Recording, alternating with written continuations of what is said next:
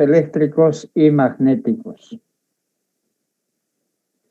Inicialmente lo que vamos a hacer es ver cómo se comporta una carga puntual en el interior de un campo eléctrico. Este es el caso de un campo eléctrico, además uniforme, es decir, tiene una dirección y tiene un valor constante. Este caso se presenta generalmente en el interior de placas paralelas. Entonces la primera placa superior está cargada positivamente y la inferior está cargada negativamente. Entonces las líneas de campo son verticales de arriba hacia abajo, de un valor constante. Recuerden, ese valor es sigma sobre epsilon 0, siendo sigma la densidad superficial de carga de cualquiera de las placas en magnitud. Bien, una carga entonces situada en el interior de ese campo como este, ¿no? Y para tal fin se ha definido una coordenada y vertical hacia arriba y una coordenada horizontal, por supuesto, hacia la derecha positiva. Si esta partícula, por ejemplo, es lanzada horizontalmente, esa carga, por efecto del campo eléctrico presente, recibe una fuerza que está dada por el valor de la carga y por el campo. Como el campo va de la placa positiva hacia la placa negativa, entonces la fuerza también tiene esa misma dirección si la carga es positiva. Y por efecto de la velocidad que era horizontal, la inicial, entonces la partícula va a ser o desviada hacia abajo, si es carga positiva, o va a ser desviada hacia arriba si es carga negativa. En cualquier caso, son parábolas. Si fuera, por ejemplo, hacia abajo una carga positiva, sería igual que el lanzamiento horizontal, el parabólico, pero con el caso particular de que se lanzara horizontalmente, perpendicularmente a la gravedad. Si la carga fuera, en este caso, negativa, entonces el lanzamiento horizontal haría de que la partícula se desvíe hacia la carga positiva, pero desviándose, recorriendo una trayectoria también parabólica, pero hacia arriba. En una placa, por ejemplo, como esta detectora, por tanto, podemos recibir y, por tanto, medir cuánto se ha desviado y de allí sacar toda la información que amerite. ¿Bien? Para eso solamente se emplea la segunda ley de Newton. A la fuerza de Coulomb, carga por el campo igual a la masa por la aceleración. Entonces, lo que se ha hecho a continuación, a partir de ese esquema, es particularizar. Por ejemplo, este es el caso de un lanzamiento, aquí tenemos, el esquema se nos atrasó. Es una carga positiva dejada libremente, caída libre, ¿no es cierto? Va a acelerar, partiendo de reposo, y si tiene una velocidad añadida a esa velocidad hacia la placa negativa. Si es carga negativa, se irá hacia arriba. Eso es todo. Caída libre. Todas las fórmulas de caída libre de los cuerpos aplicamos también. De esto ya hemos hablado, lanzamiento horizontal. Y ahora, en general, lanzamiento parabólico, como se llama, no oblicuo, con la trayectoria horizontal. En este caso, esta partícula es lanzada con una determinada velocidad, formando un cierto ángulo con el campo, con la horizontal en este caso. Y tenemos para la fuerza siendo solamente vertical, no hay ninguna aceleración en la dirección X. Y la velocidad será constante para ese componente v sub 0 coseno de θ. Y la distancia horizontal recorrida, esta velocidad v sub 0 coseno de θ por el tiempo que transcurrirá. En cambio, para el componente vertical, ¿no? Como la carga en este caso es positiva, entonces actúa una fuerza hacia abajo, quiere decir negativa, por tanto, y aquí Y hacia arriba es positivo, la fuerza sobre la masa de la segunda ley de Newton. negativa porque la aceleración va a ser hacia abajo. Y aplicamos para calcular la velocidad y calculamos también la distancia y recorrido. Aquí habrá que incluir en A sub y el valor que tiene esa aceleración, incluye su signo. Va a ser un movimiento uniformemente desacelerado en la dirección Y. Es decir, va a describir como todos los proyectiles en el caso del campo gravitacional, movimiento parabólico. Se podrá calcular alcance horizontal, altura máxima alcanzada, el tiempo de vuelo, todos los datos que quieran se puede hacer. Entonces, nos emplazamos en problemas. En la gravedad teníamos un valor 9,81 en el sistema internacional. En cambio, acá ese valor se calcula conociendo cuánto vale la carga que se va a mover y cuánto es el campo homogéneo que hay acá y la masa de la partícula, si es electrón, la masa del electrón, si es protón, la masa del protón, y así sucesivamente. De allí los cálculos ¿no? se irán haciendo dependiendo qué es lo que se mide, la distancia vertical recorrida o el tiempo transcurrido o la velocidad máxima, es decir, todo lo que se pueda calcular. ¿Ya? Bien.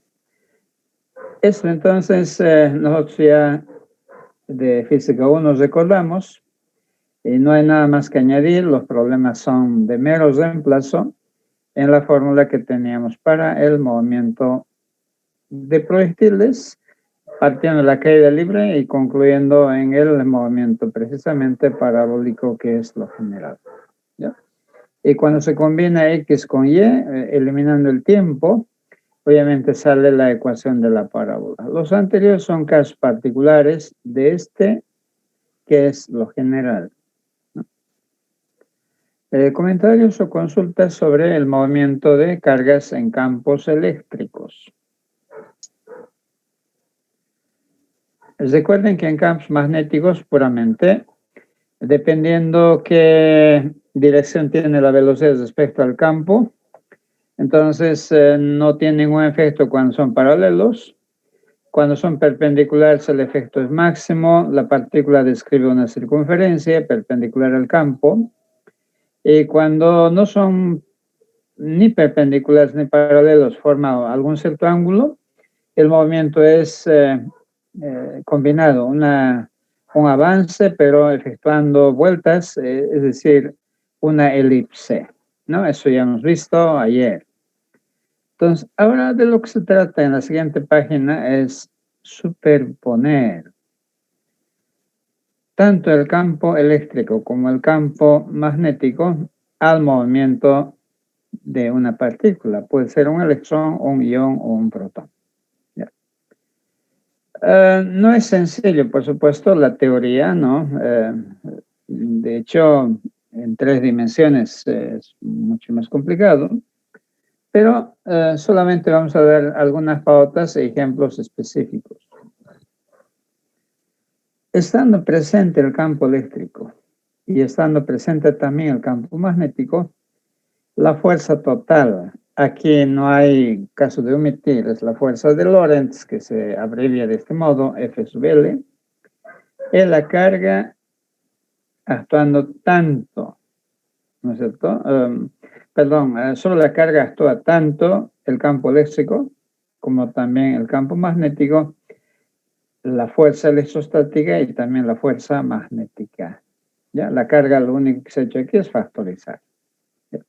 A esta cantidad se llama fuerza electromagnética o directamente fuerza de Coulomb. Casos particulares son si son paralelos los campos, si son perpendiculares, etcétera. ¿Ya? Decía que desarrollar ecuaciones generalmente concluyen ecuaciones diferenciales de segundo o tercer orden. No es a nuestra finalidad tampoco, sino aplicar esta fuerza de Lorentz a casos específicos. Por ejemplo, tenemos una aplicación muy importante en ciclotrones, un selector de velocidades. Uno debe conocer con qué velocidad una partícula va a ingresar a un campo magnético. Para ello, entonces, en el mismo espacio, está presente tanto el campo eléctrico como el campo magnético. En este caso del selector de velocidades, ¿no? El campo magnético y el campo eléctrico actúan simultáneamente y además de forma Cierra la perpendicular. cortina. Son ortogonales. Cierra la cortina, la ventana.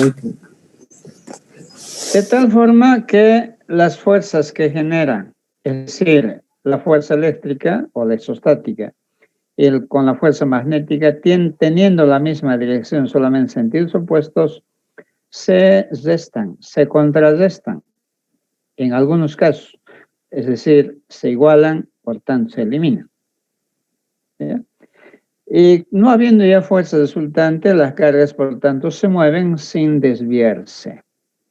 Ni realizan una parábola, tampoco realizan una trayectoria circular o de elipse, ¿cierto? Eso es lo que tenemos en el caso de selector de velocidades.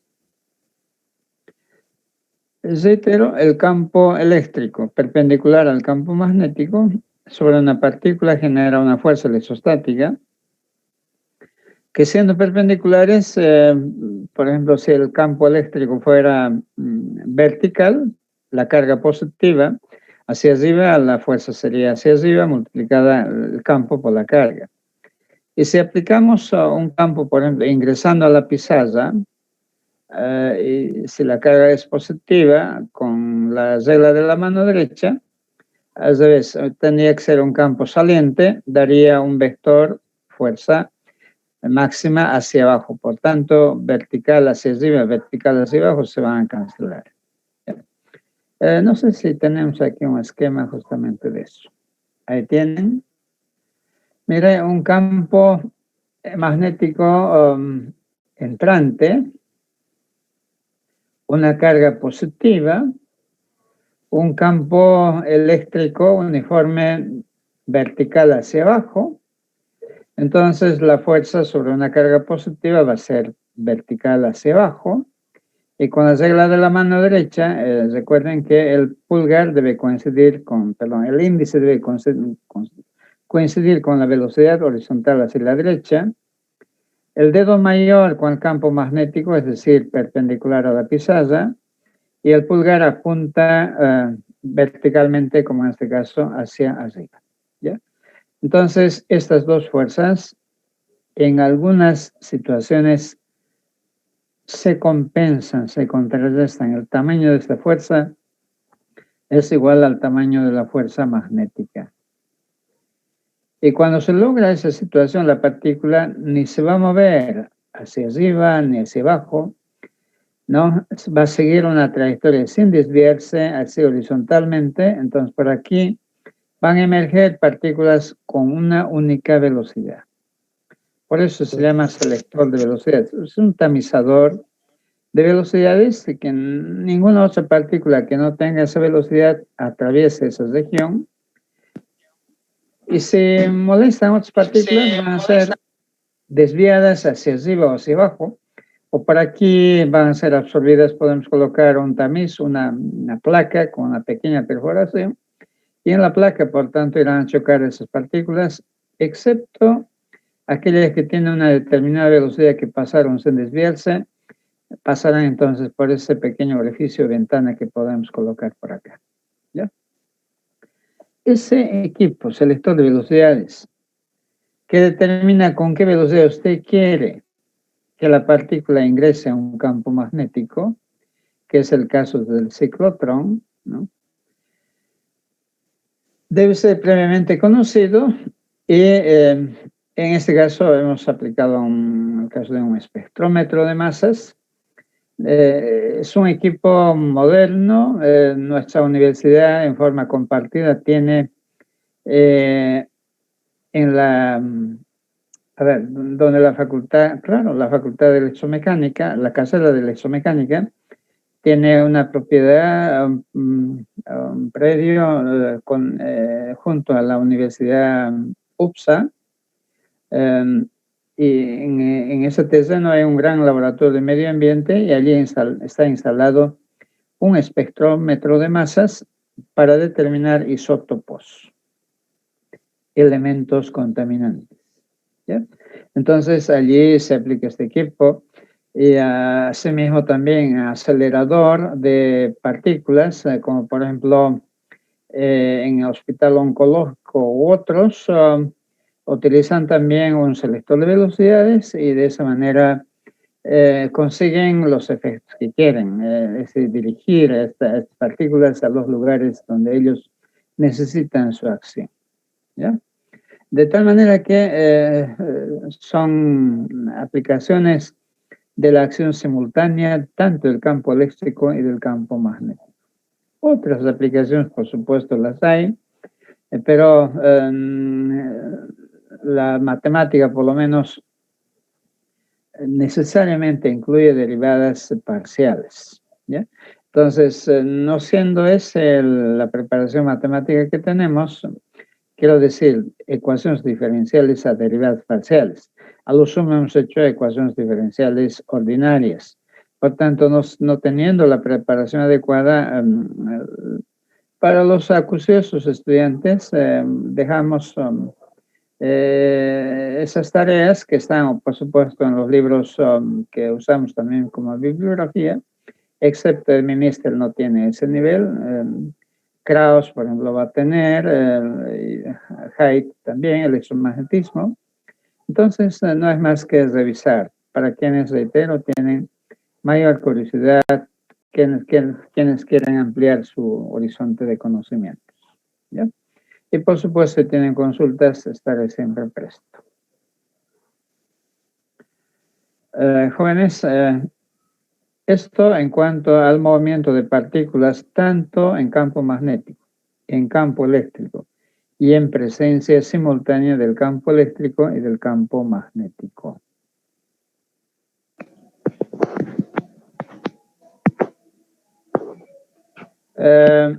¿Quiénes todavía tienen en sus casas el televisor o el monitor de computadora de tubos, es con joroba? En todo momento, a lo ancho y a lo largo de ese tubo, están presentes este tipo de fenómenos, la presencia del campo magnético y del campo eléctrico, para que los electrones lleguen al punto que se quiere, con la frecuencia que se quiere, con la velocidad que se quiere, para darle forma, para darle color, para darle sonido, es decir, todo lo que se refiere al audio y visión que debe tener una imagen, ¿no es cierto?, como el de colores, ¿ya? Por supuesto, esos principios ya dejan de ser aplicados en las pantallas de cristal líquido y también de plasma. Son otros los principios que se aplican. Bien. Pasamos entonces al siguiente punto, que está referido a la fuerza magnética, pero sobre conductores, sobre cables que transportan corriente eléctrica. Una corriente I. Aquí es mucho más simple que el caso de las cargas puntuales. Un campo magnético uniforme, vamos a trabajar en principio, digamos, con campo magnético uniforme, aquí entrando a la pizarra, en el interior está colocado un cable, en este caso horizontal y además perpendicular al campo. El campo entrando y el cable es recto horizontal. Transporta esta corriente y el cable. El tamaño del cable que está dentro del campo o el segmento que queremos considerar del cable está simbolizada con L aquí. Por tanto, la corriente que circula por el cable, ¿no?, en combinación con el campo que está actuando, hacen de que el cable reciba una fuerza. Igualmente, aplicando la regla de la mano derecha, el dedo índice se hace coincidir con la corriente eléctrica, en este caso horizontal hacia la derecha. El dedo mayor sigue apuntando a la fuerza, al campo, dirigida hacia la pizarra entonces, hacia la página, Y el dedo pulgar nos dice qué dirección tiene la fuerza magnética. Perpendicular a ambas, según regla mano derecha. Esta fuerza magnética que recibe todo conductor estando dentro de un campo magnético es proporcional a la corriente que circula por el cable, es proporcional a la longitud del cable que está sumergido en el campo y obviamente es proporcional al campo presente. Para esta situación donde el cable es perpendicular al campo, esta fuerza es máxima. Pero por supuesto también hay un valor nulo o mínimo, 0, y otros valores intermedios. ¿Ya? Como resultado final, los cables reciben una fuerza que es el resultado del producto vectorial del vector L, cuya longitud o cuya magnitud es la longitud del cable que está inmerso dentro del campo, multiplicado vectorialmente por el campo magnético y multiplicado por un escalar que es la intensidad de corriente. Aquí está dibujado el vector, miren, la longitud L y el vector L minúscula, que podíamos puesto también con vector hacia la izquierda, pero en este caso debe coincidir con el sentido en que circula la corriente eléctrica. Como es a la derecha, entonces el vector L también tiene el mismo sentido. ¿Ya? Este entonces es la expresión general para la fuerza magnética, ya sean perpendiculares, ya sean paralelos o también formando cualquier otro ángulo. Miren, si son paralelos, L y B si son paralelos, seno del ángulo que forman, seno de 0 es 0, así que la fuerza es nula. Este es el valor máximo cuando son perpendiculares y habrá valores intermedios cuando forman, por ejemplo, 45 grados, 60 grados, como resultado del desarrollo de esta expresión del producto vectorial. Para conductores curvos, obviamente lo que hacemos es considerar que el campo, en este caso, miren, es perpendicular a la pizarra saliendo. En lugar de una longitud total, como estamos haciendo acá, la corriente, miren, circula hacia la izquierda por el cable curvo. Entonces definimos en un punto del cable una diferencial de longitud, dL. Es un segmento tan chiquitito. Y aplicamos el concepto de la fuerza magnética a ese elemento de longitud pequeñito. Entonces será una diferencial de, aquí está, una diferencial de F, de fuerza. La corriente, lo único que cambia es la diferencial de longitud en lugar de longitud total. ¿Ya? ¿Cómo está en el diagrama? Y para hallar la fuerza total, la fuerza magnética total sobre el cable, lo único que se hace es integrar miembro a miembro, como este. Si el campo es uniforme, incluso el campo magnético, si es uniforme, sale fuera del signo de la integral. Y únicamente la integral se hace sobre la longitud. Y si no lo es, habrá que nomás hallar, desarrollar este producto vectorial y luego recién proceder a su integral. ¿Ya? Recuerden que siempre es el determinante, ¿no? El equivalente a un producto vectorial. ¿Ya? Les va a resultar uno para componente X, otro para componente Y, otro para componente Z en el espacio. Pero lo más interesante es el campo uniforme, como hemos sacado como constante, podemos sacar por la derecha o por la izquierda. Aquí se lo ha sacado por la derecha. Observen, esta integral es directa, inmediata. Y por tanto, únicamente interviene cuál es la posición inicial, por ejemplo, el punto A, y cuál es la posición final B. Como en este caso.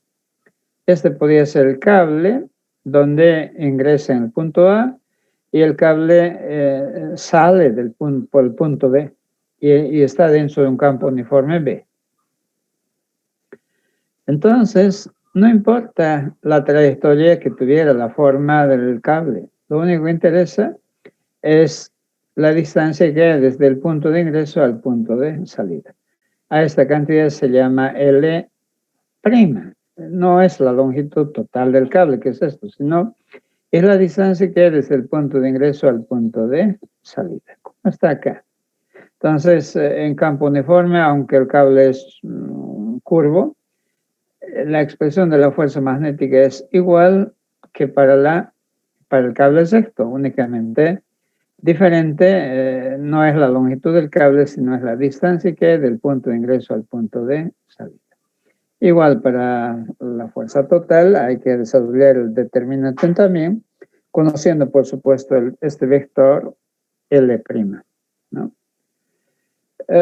Entonces los cálculos no se complican, se hacen con orden por supuesto y se van calculando, pero una vez más de una forma muy sencilla respecto a la fuerza magnética para partículas que se mueven dentro de campos magnéticos, ¿ya? O peor, electromagnéticos. Aquí lo que se ha insertado son algunos ejemplos. Por ejemplo, acá, hallar la fuerza sobre el conductor de la figura que ingresa por el punto P1, por aquí ingresa, y en este sistema de coordenadas damos las coordenadas de ese punto, -1, -1, -1 para X, -1 para Y, y 2 para Z, ¿ya?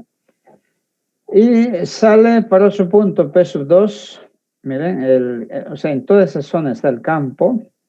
El punto 2 tiene coordenadas 2, 3 y 5, ¿ya?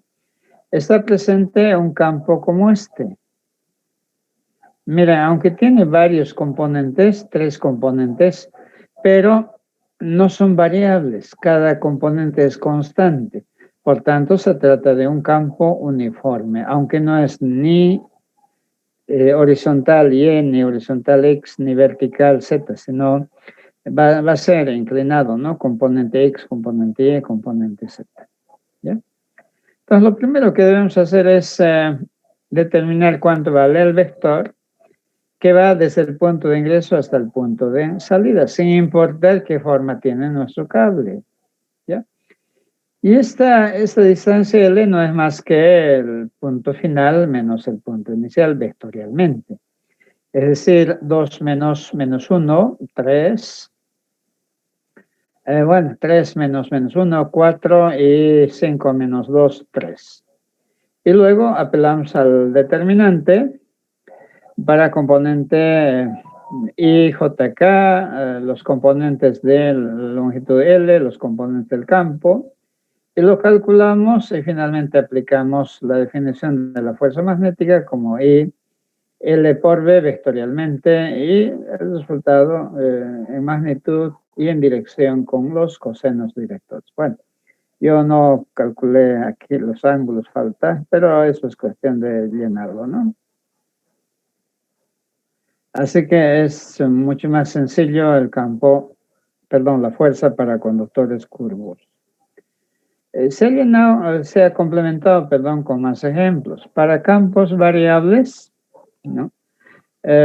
Como dijimos, hay que desarrollar el determinante para una diferencial de longitud y tomando en cuenta qué forma tiene el campo, desde un punto de ingreso A hasta un punto de salida B, ¿ya? O desde P1 hasta P2, lo mismo. Y la integral se efectúa por componentes. Por ejemplo, sea un campo magnético variable verticalmente, menos 0,3 sobre Y.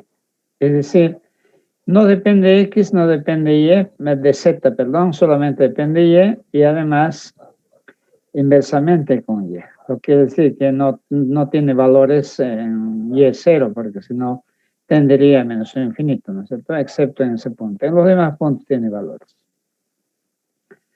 Perdón, y su componente de este vector es K, ¿sí? Aunque varía con la coordenada Y, pero su dirección es Z, ¿ya? Aquí debía estar, pero bueno. Y un conductor recto, como se indica en la figura. Este es el conductor recto que está yendo en esa dirección. Y este conductor ingresa en este punto 010. Ya, X, Y, Z. Ya. Se ha cambiado un poco las coordenadas, ¿no? Miren, X, Y, Z. Entonces sí, corresponde, ¿no? Y1, Z0, X0. ¿Está bien? Y este punto es 350. Pero vean, por favor, X, Y, Z. Está bien la orientación de los ejes cartesianos. ¿Ya? Y el campo, como hemos dicho, tiene ese valor, 0,3 sobre Y. Y menos K, quiere decir que tiene dirección Z, aquí saliendo, pero entrando a la pizarra, como está aquí perpendicularmente, porque es negativo. ¿Ya? Y bueno, DL cuánto vale. Si es la recta, DL tiene esta dirección. Elemento longitud únicamente está en el plano X, Y, y por tanto usted puede determinar que tiene un componente X y tiene un componente Y. Pero son dos variables, X y Y, y nuestro campo solamente depende de la variable Y. Entonces lo que hay que hacer es eliminar una de las variables justamente en función de qué forma tiene nuestro cable. Aquí se ha escrito la ecuación de la recta aplicando para dos puntos, ¿no? X y Y. Se ha escrito la ecuación Y es igual a 4/3 de X más 1. Lo que se hace es X menos o Y menos Y2 sobre Y2 menos Y1 igual a X menos X2 sobre X2 menos X1. ¿Se ha aplicado eso? Y se tiene esta ecuación derivando las relaciones 4/3 de Y, es decir, de X es 3/4 de Y. ¿Ya? De esa manera, entonces, de X, o si quieren de Y, podremos eliminar. ¿Ya? Y desarrollamos de nuevo el determinante con I y J, componentes de L, de X, de Y, componentes de B, ¿no es cierto? Solamente tiene componente Z, desarrollamos e integramos para componente X, para componente Y, para componente Z, con los límites, como la única variable aquí, por ejemplo, es Y está variando desde 1 hasta 5. Aquí también para componente Y, lo mismo, ¿no? Los límites no han cambiado, desde 1 hasta 5, si consideran que la variable va a ser Y. Conviene que esté en función de Y porque el campo es función de Y. Entonces, ¿cómo vamos a relacionar de X con de Y? Mejor eliminar de X, expresarlo en función de Y. Si quieren Y, pueden reemplazar en función de X también, pero resulta más largo. ¿Ya? Así se ha encontrado la fuerza magnética que tiene en este caso solo dos componentes, I y J. No tiene componente Z o K. ¿Ya? Podemos seguir anotando más ejemplos, pero por esta tarde quiero detenerme aquí para señalarles o reiterarles lo que ayer habíamos indicado. Esta es la primera parte donde hablamos mayormente de la fuerza magnética. Yo sé que faltan ejemplos de sobrecargas puntuales. Intentaré por lo menos un par de ejemplos, incluirles por WhatsApp o también a la página y enviarles, pero Zeroae tiene muchos, o los apuntes que vamos a ir elaborando o que están elaborando o ya tienen elaborado, de Física 3 son más que suficientes. ¿Ya? Pero vale la pena complementar y lo haremos. La novedad que presentamos es, aunque la teoría es simple, ejemplos para fuerza magnética, pero sobre cables con cociente y más estando presente en presencia de campos variables. ¿Ya? Cosa que no hacemos a nivel de Física 3. ¿Ya? Por eso la inclusión de los dos ejemplos que preceden para mostrarles cómo se trabaja en presencia de campos variables y en presencia de campos uniformes. Esos jóvenes, viernes tenemos nosotros a las 18, parece. Entonces, en ese horario nos volveremos a ver para ya retomar la segunda parte que está referido a la explicación de dónde emana el campo magnético, dónde tiene origen el campo magnético. Y allí nacerá el electromagnetismo precisamente. Jóvenes, eso es todo por hoy. Si no tienen consultas, buenas tardes, hasta el viernes. Ok, gracias. Ya.